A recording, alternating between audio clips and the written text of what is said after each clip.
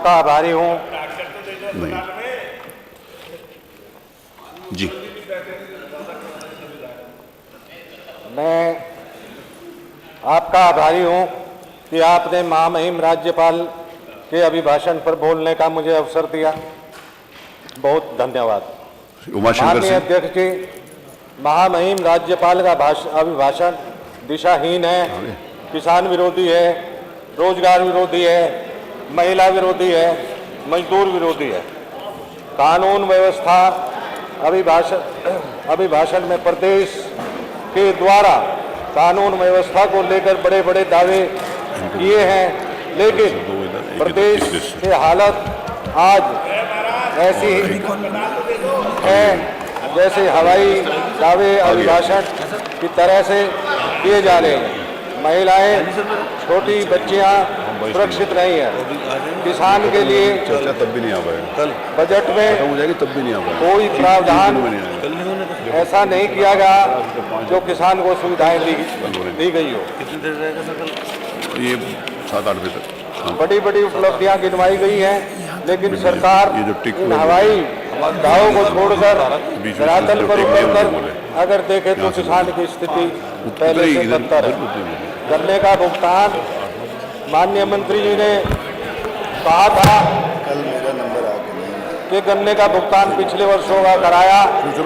हमारे पंकज मलिक ने वो क्वेश्चन उठाया था, पिछले वर्षों का तो पेमेंट कराया, लेकिन फिलहाल इस सीजन का पेमेंट पूरा का पूरा उन फैक्ट्री पर रुका हुआ है। मान्यवर सरकार करना भुगतान के विषय में भुगतान की राशि को बढ़ाकर एक लंबी सी धनराशि के रूप में संख्या पेश करती है, जबकि आपको प्रतिशत में बताना चाहिए कि आपने गन्ना किसानों का बकाया कितने प्रतिशत भुगतान करा दिया है और कितना बकाया है।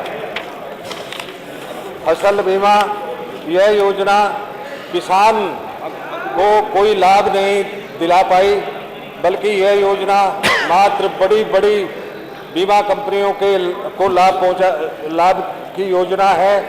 आप खुद दिखवा ले कि फसल बीमा के नाम पर कितना भारी भरकम प्रीमियम सरकार भरती है और कितना किसान को लाभ उसका पहुंचता है। कृषक दुर्घटना कल्याण योजना, इस योजना का भी यही हाल है।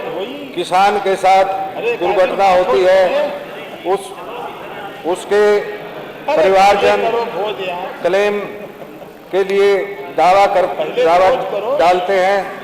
उसके दावों में दस्तावेज कंपनियां निकाल कर खारिज कर दिया जाता है, दस्तावेजों से निकालकर खारिज कर दिया जाता है। मान्यवर किसान या उसका परिवार इतने आधुनिक नहीं है, आपके द्वारा मांगे जाने वाले हर दस्तावेज को उपलब्ध करा सके। इस बीमा दावे की प्रक्रिया को सरल बनाया जाना चाहिए।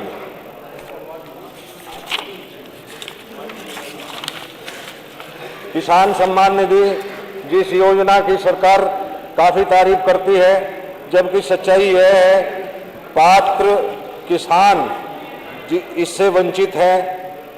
सही किसानों को इसका लाभ नहीं मिल पा रहा है और अपात्र लोगों को अधिकारियों की मिली भगत से योजना का लाभ ले लेते हैं। खाद बीज पता नहीं मान्यवर निःशुल्क बीज का वितरण कब हो जाता है। सही किसान को कभी इसका लाभ नहीं मिल पाता।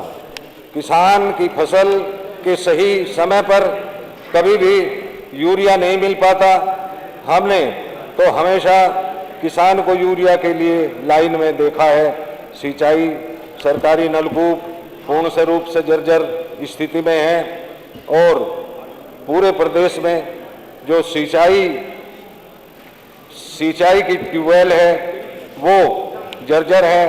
ठीक सरकार को चाहिए कि उन ट्यूबवेलों को ठीक कराने की कृपा करें।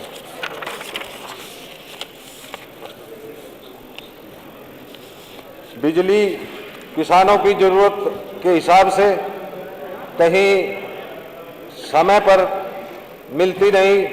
अभी भी साथ में बिजली देने की बात कही जा रही है, जबकि होना यह चाहिए कि किसान को 24 घंटे बिजली दी जाए।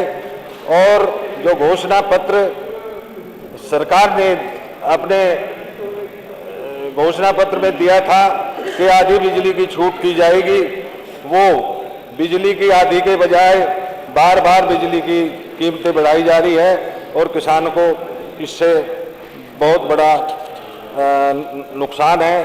किसान को छूट पर बिजली दी जानी चाहिए। युवाओं के लिए खेल कूद, फिटनेस, नौकरी के फिजिकल की तैयारी के लिए कोई सुविधा नहीं की गई। हमारे युवा फिजिकल के तैयारी के लिए जान जोखिम डालकर सड़कों पर के किनारे दौड़ते हैं। रोजगार मान्यवर इस समय तो कहने ही क्या है, रोजगार के नाम बड़े बड़े वायदे किए जाते हैं पर होता कुछ नहीं है। युवा रोजगार के नाम पर हर बार ठगा जाता है। मान्यवर, कब तक युवा बेरोजगार के साथ ये छल किया जाएगा? दूध विकास, दूध किसान की ताजी आमदनी का जरिया है। इससे किसान के हाथ में पैसा बना रहता है। मान्यवर, हालात यह है कि सरकार द्वारा दूध खरीद के लिए कोई सही साधन नहीं, व्यवस्था नहीं है। किसानों को औने पौने दाम में दूध अपना बेचना पड़ता है देहात के अंदर। महिला किसको बोलना है? चिकित्सा, स्वास्थ्य, शिक्षा, असीम अरुण है नाम लोगों का नंबर जो सुधार होना चाहिए था, बजट में सुधार किया जाना चाहिए था, बजट बढ़ना चाहिए था, वो कहीं उसमें कमी आई है, दिखाई नहीं दी। प्राइमरी स्कूलों की हालत बहुत ही खस्ता, शिक्षा स्तर शून्य के बराबर है, शिक्षा उपलब्ध नहीं है। शिक्षा मित्रों के सहारे विद्यालय चल रहे हैं। विद्यालय कायाकल्प के नाम पर दुरुपयोग हुआ, मगर विद्यालयों की हालत नहीं सुधरी। ग्राम विकास, पंचायत विकास, मान्यवर, ग्राम प्रधानों की हालत ऐसी करती है कि माननीय सदस्य समाप्त करें, आपका समय हो गया है। कोई विकास कार्य नहीं करा सकता। धन की उपलब्धि नहीं है। जो धन उपलब्ध है उसमें से प्रधान अपना मानदेय, सार्वजनिक शौचालय मानदेय, ग्राम सेवक के मानदेय यदि माननीय सदस्य समाप्त करें है तो सरकार का आदेश, पहले पंचायत भवन का निर्माण कराओ। अब मान्यवर, जब प्रधान की गांव की विकास निधि से पंचायत का निर्माण होता है तो गांव में नाली, सड़कें, खड़ंजा बहुत खराब रहता है। मान्यवर, सरकारी पंचायत भवन के ठीक है, हो गया। माननीय सदस्य जी समाप्त करें। व्यवस्था करें। माननीय सदस्य, मैं तो देखिए बहुत सारे अपने साथी हैं, एक समय के हिसाब से मैं खुद ही कम बोलता हूँ और मुझे 2 मिनट की जरूरत है। नहीं, आप एक काम कर, देखिए ये तय हुआ है सदन में कि 7 मिनट का समय रहेगा, अब आपका 8 मिनट हो गया है। 2 मिनट और खाली सर 2 मिनट मान्यवर, आपके माध्यम से मैं माननीय मंत्री जी को अवगत कराना चाहता हूं। मैं सर्वदलीय मीटिंग में भी मंत्री जी और मुख्यमंत्री जी भी बैठे थे। माननीय मंत्री जी, हमारे जिले में जो सड़कें बन रही, उन सड़कों में पूर्व विधायकों के नाम के सूची पट बन रहे हैं। जो हमारे जिला पंचायत सदस्य हैं वहाँ भी ऐसा ही है।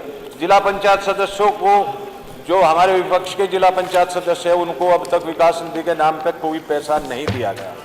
और एक सबसे बड़ी घटना, हमारा बुढ़ाना ब्लॉक में प्रमुख के अधिकारशील सीज कर दिए गए तो कर दिए गए, समिति बना दी गई तो बना दी गई, लेकिन उसके बाद इतनी गुंडागर्दी और इतनी मतलब इतनी उसके ऑफिस का ताला तोड़ दिया गया, उसका सूची पट तोड़ दिया गया। तो इस तरह की गुंडागर्दी हमारे यहाँ हो रही है। ये मैंने मुख्यमंत्री जी को भी मैं आपके संज्ञान में डालना चाहता हूँ, माननीय मंत्री जी, कि इसका कोई ना कोई उपाय किया जाए। इसी के साथ मैं अपनी बात समाप्त करता हूँ।